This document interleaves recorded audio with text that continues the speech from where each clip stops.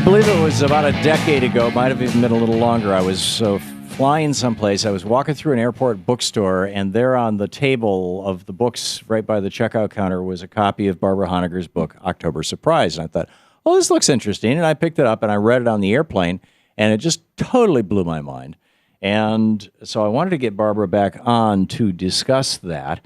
Barbara, you're still with us? I sure am, Tom. Great.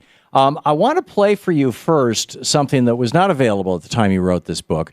The Lyndon Johnson Library just a few years ago, I think it was 3 years ago, released a whole series of White House tapes, and with very little fanfare. And to the best of my knowledge, the mainstream media didn't even pick up on this. I did, and I discovered that LBJ in the summer of 1968, this was the Nixon-Humphrey election. In the summer of 1968, he had actually negotiated peace between the South Vietnamese and North Vietnamese in America and was going to announce it in September, which would help Hubert Humphrey, of course, win the election. The Nixon campaign found out about it, and out of their New Mexico base, their operation, they sabotaged it by going to Madam Two and saying, we'll not only give you a better deal, but we'll make you rich. And here's a 30-second clip of Lyndon Johnson talking with Everett Dirksen, the most powerful Republican in the United States Senate and probably one of the most high-integrity Republicans that this country has produced in my lifetime, talking about this. Here it is. Here's the latest information we got. The agent says that they just talked to the boss in New Mexico. And that he says that you must hold out. Just hold on until after the election. We know what Chew is saying to them out there. Yeah. We're pretty well informed on both ends. Now, I'm reading their hand, Everett. I don't want to get this in the campaign. That's right. And they oughtn't to be doing this. This is treason. I know. Everett Dirksen, I know. So Lyndon Johnson, so Hubert Humphrey lost the election to Richard Nixon because Richard Nixon committed treason by blowing up a peace deal. And then you document in your book, October Surprise, how something very similar that happened during the Reagan campaign against Jimmy Carter. And I want to come back and have you describe that. And then, of course, George W. Bush was selected by the Supreme Court. So I asked this question of Jimmy Carter day before yesterday on this program. You have that queued up? Here it is. About three or 4 years ago, the LBJ Library released tapes of LBJ working with Everett Dirksen trying to stop the Nixon campaign in '68 from blocking LBJ's peace deal with South Vietnam. They were not successful, and Dirksen called what Nixon did treason, and those tapes are now available. President Bonnie Sauter has said that something similar happened to you during the Reagan campaign, and George W. Bush was only president because of the intervention of the U.S. Supreme Court, something you've commented on in the past. I'm wondering, have we had a legitimately elected Republican president since Dwight Eisenhower? Well, I think so. I wouldn't want to comment on that. That's pretty gross. But yeah, I think we've had a legitimate elected president. I don't think that George W. Bush won the election in 2000 against Al Gore because I think he probably lost Florida and also that nationwide. But when the Supreme Court rules in our country, that's what we have to accept. This and what happened in 1980?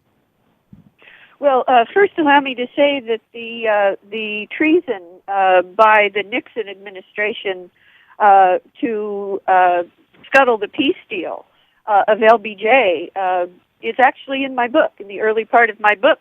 And I make the point that the identical individual in both cases, Richard V. Allen, was one of the intermediaries, the major intermediaries in both treasons. I'm going to have to go back and read your book. It's been 10 years. Yeah. I'm sorry. Yeah, so that is in the book, yeah. Okay. But of course I didn't have the tape, and the tape proves it, doesn't it? Yes. I would like to also say President Carter's comment, my understanding, and you should check this, Tom, my understanding is that in case of a contested presidential election, that the Constitution is clear that the House of Representatives makes the decision, not the Supreme Court. Yes, you're correct. So if that is correct, I think that President Carter is just incorrect in his statement that in that case that the Supreme Court decision should have ruled. Al Gore clearly won the election. We know that. There was a consortium of the New York Times, Washington Post media consortium did a recount of the ballots in Florida, and unfortunately that was after the attacks of 9/11. And so the news didn't get too much play at the time, but it was clear that in almost every, except for one exception, Al Gore won the Florida election and therefore the general election in 2000. So we did not have a legitimate president. I expected President Carter, to say that his election was legitimate the first time, and of course it was. But in any case, but he was not a Republican, so. No. But I think your question to him was, have we had a legitimate presidency? No, I asked if there was a legitimately elected Republican president. Oh, I didn't hear. Since Dwight Eisenhower. Oh, okay. So I think your general question was, what do I think about the October surprise per se in 1980?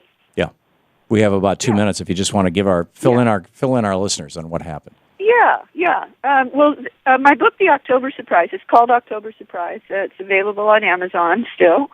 The bottom line is that the 1980 Reagan-Bush campaign, where I was at the very top, I had information from the inside of the campaign, which I detail in the early chapters of my book, that the Reagan-Bush campaign in 1980 had cut a secret deal with the radical fundamentalist Khomeini regime in Iran to delay the release of our 52 hostages who were then being held against their will in Tehran, some of them in even prison and throughout Iran.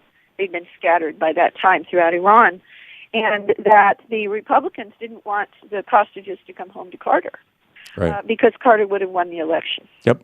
So we had done very detailed polling, and we had learned that if the hostages came home any time between the 18th of October and the 25th of October, 1980, that Carter would win and Reagan would lose.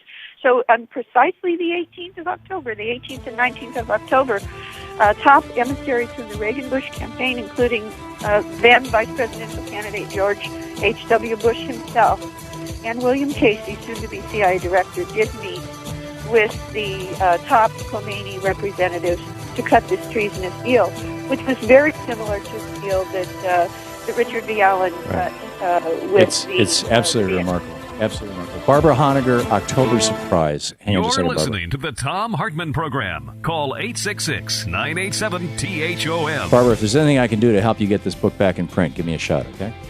Oh, thank you. Okay. Good talking with you. Bye. Thank you for being on. We'll be back.